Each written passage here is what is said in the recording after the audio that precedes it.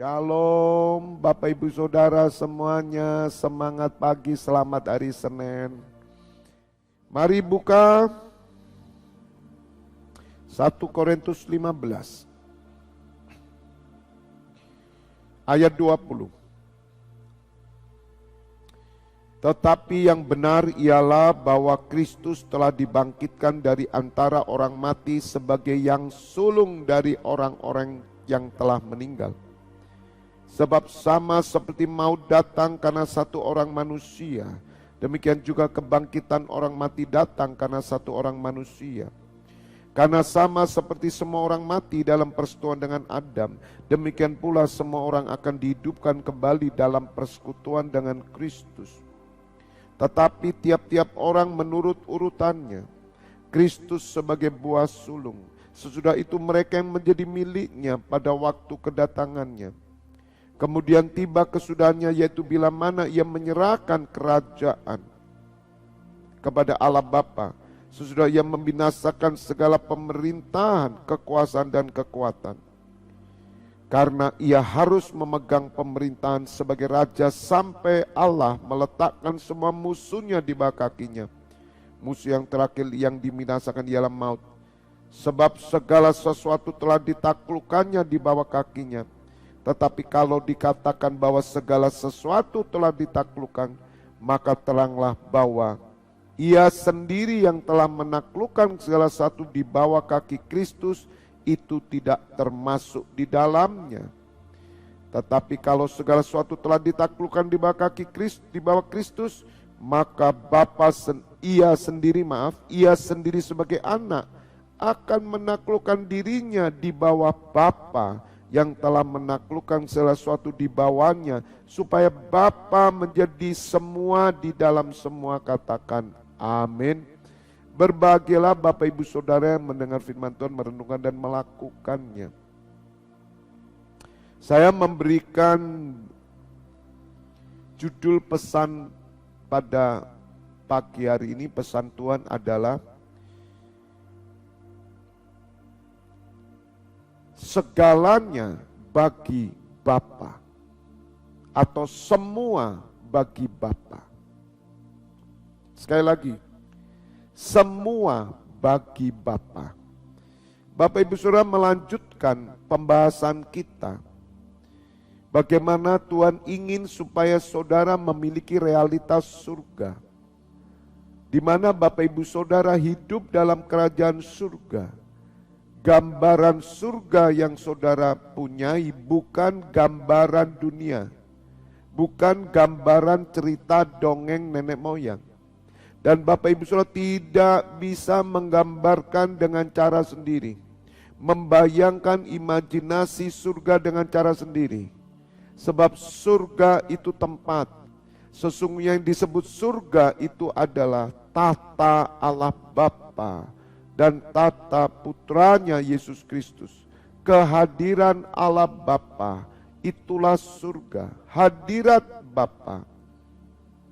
Oleh karena itu kita mesti mengerti tentang kebenaran akan surga, kebenaran akan pengenalan kepada Allah Bapa dan Yesus Kristus serta Roh Kudus, supaya kita boleh menjadi pribadi yang teguh kokoh. Kenapa saudara goyah? Karena saudara tidak memiliki pengenalan. Orang yang memiliki pengenalan dengan benar, hidupnya tidak goyah. Katakan amin. Kenapa ada orang Kristen stres? Kenapa ada orang Kristen depresi? Jangan saudara berkata manusiawi, tidak. Memang manusia di dunia, manusia pada umumnya bisa stres, bisa depresi, bisa linglung, bisa putus asa, bisa mau bunuh diri, bahkan bisa kepahitan, bisa benci. Kenapa? Karena mereka tidak mengenal Allah. Orang yang tidak mengenal Allah maka realitas surga tidak turun dalam hidupnya. Memang kamu Kristen, memang kamu bisa berdoa, tapi doamu itu hanya kau habiskan untuk hawa nafsumu, hanya untuk keinginanmu. Kau tidak mengenal Allah. Minta maaf saudara, banyak kita tidak mengenal Allah dengan benar. Saudara hanya mengenal Yesus Kristus. Tetapi pagi hari ini firman Tuhan berkata bahwa sesungguhnya segala sesuatu yang dikerjakan Tuhan Yesus supaya Bapa menjadi semua dan di dalam semua. Bapak Ibu Saudara, saya mau ceritakan bagaimana rancangan Allah dari mulanya. Mengapa Tuhan Yesus harus turun dan menjadi manusia? Bapak Ibu Saudara, ketika Adam berdosa, rancangan Allah pada waktu itu berantakan. Manusia pertama berdosa, Bapa tahu keturunan semua manusia pertama ini akan berdosa. Satu orang berdosa, semua berdosa. Maka Bapa berinisiatif. Bapa yang mengasihi semua umat manusia ciptaannya. Dia ingin supaya semua manusia diselamatkan dan memperoleh pengetahuan akan kebenaran. Catat, kebenaran ini adalah tentang Dia, tentang Elohim, tentang anaknya, dan oleh pertolongan Roh Kudus. Supaya semua orang mengenal kebenaran dan diselamatkan. Oleh karena itu Bapak Ibu Saudara, Allah mencari seorang manusia yang seperti Adam. Maka disebut Adam yang akhir. Bukan Adam yang pertama.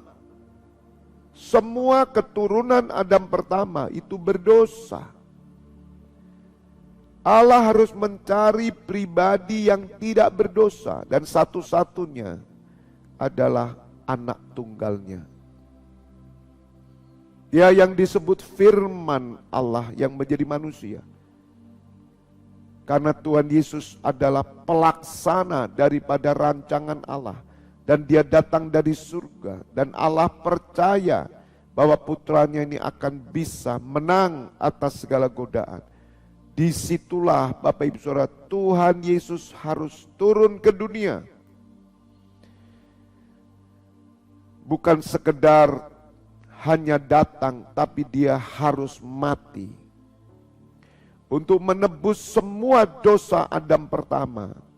Dan dia bangkit dari antara orang mati. Kebangkitan pertama, itu Tuhan Yesus sebagai yang sulung. Karena Allah harus menghadirkan ciptaan baru. Ciptaan pertama Adam gagal. Maka Allah membuat ciptaan baru. Ciptaan baru yang datang dari Bapa. Sebab Adam dulu datang dari Bapa. Dia ciptakan Adam dari debu dan tanah. Dihembuskan nafasnya. Dan Adam menjadi makhluk yang hidup.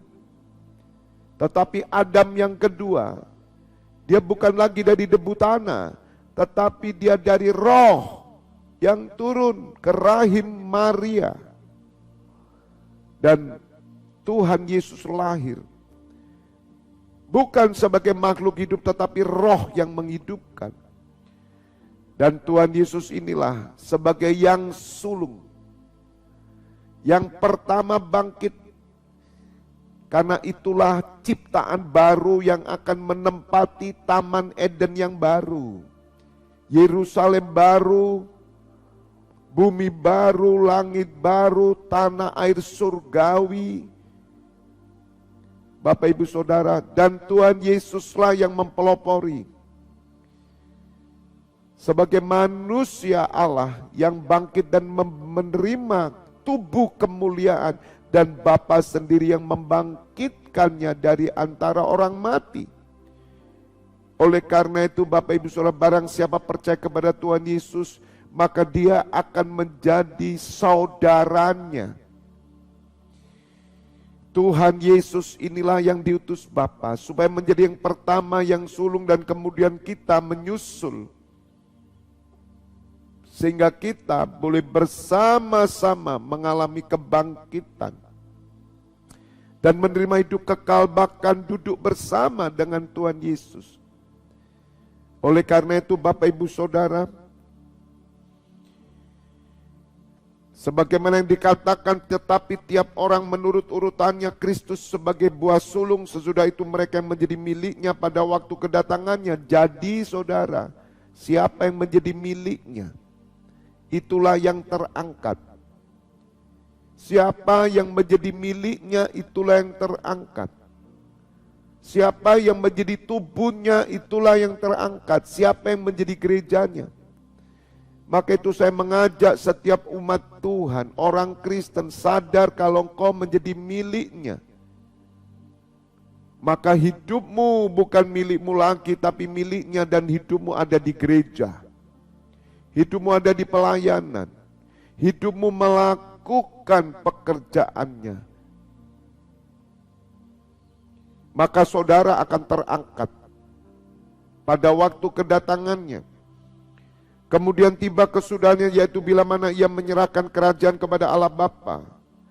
Tuhan Yesus menyerahkan kerajaannya kepada Allah Bapa.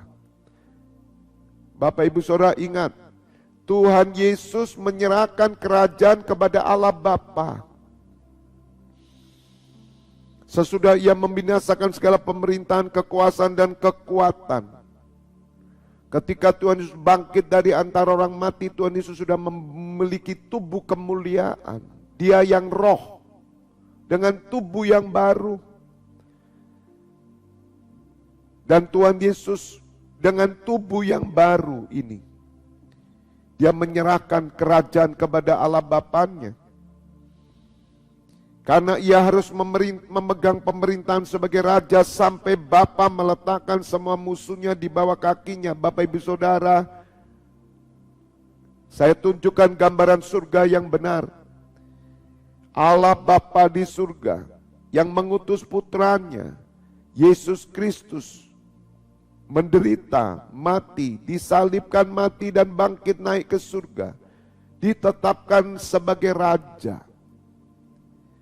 Nanti Tuhan Yesus inilah hakim. Siapa yang memberi otoritas? Bapa, saudara. Karena Tuhan Yesus menyerahkan kerajaannya kepada Bapa. Tugas sudah selesai dan Bapa memberikan wewenang penuh supaya Tuhan Yesus memerintah sebagai raja. Makanya saudara dan saya akan bersama Tuhan Yesus sebagai raja-raja kecil juga. Itulah target NCC Internasional. Kita akan bersama-sama meraih yang namanya mahkota, meraih yang namanya memerintah bersama Tuhan Yesus. Kita bukan ada di tingkat surga paling rendah. Karena semua pengikutnya akan dibawa naik oleh Tuhan Yesus, memerintah. Memerintah saudara, Tuhan Yesus sebagai raja. Kapan itu? Setelah semua musuh-musuhnya ditaruh di bawah kakinya. Dan musuh yang terakhir yang dibinasakan ialah maut atau neraka. Itu akan terjadi Bapak Ibu Saudara. Ada pemisahan. Orang-orang yang ditetapkan ada di surga mulia dan orang-orang yang ditetapkan di neraka. Di neraka sudah diselesaikan. Orang-orang yang ditentukan binasa, orang jahat, lalim, keji, pelacur, pezina, pemburit, LGBT, perampok, pembunuh, dan semua yang mendukakan Roh Kudus, semua ada di neraka. Saat itulah Bapak Ibu Saudara, pintu neraka ditutup, setan sudah masuk neraka. Maka yang terjadi pemerintahan Kristus, pemerintahan kekal selamanya, Tuhan Yesus sebagai raja, dan saudara dan saya bersama-sama sebagai raja. Raja-raja kecil yang akan memerintah bangsa-bangsa. Orang-orang yang ada di tingkat surga paling rendah. Mereka adalah bangsa-bangsa yang akan masuk sesuai dengan kasih karunia-Nya. Mereka inilah orang-orang Kristen-Kristen duniawi. Itu nanti mereka sebagai bagian bangsa-bangsa, bahkan orang-orang yang mati Tapi mereka belum percaya Tuhan Yesus, namun hidup mereka percaya kepada Mesias. Seperti bangsa Israel. Bangsa Israel sampai hari ini belum menerima Yesus Kristus sebagai Mesias. Tetapi saatnya mata mereka dibuka dan mereka percaya.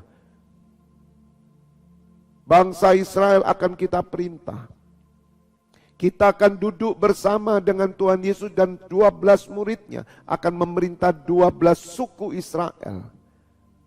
Dengar Bapak Ibu Saudara, hari-hari ini Tuhan akan menyatakan Shekinah Glory kepada saudara supaya mata saudara terbuka, supaya saudara jangan stres. Jangan pernah dikalahkan oleh pekerjaan lah, oleh keluarga, oleh masalah-masalah keluarga, masalah duniawi. Bangkit, bangkit imam-imam, bangkit. Karena roh kemuliaan itu ada padamu. Dan Tuhan berkata, sebab segala sesuatu telah ditaklukkannya di bawah kakinya. Tetapi kalau dikatakan bahwa segala sesuatu telah ditaklukkan, maka teranglah bahwa ia sendiri, yaitu bahwa Bapa yang telah menaklukkan segala sesuatu di bawah kaki Kristus itu tidak termasuk di dalamnya.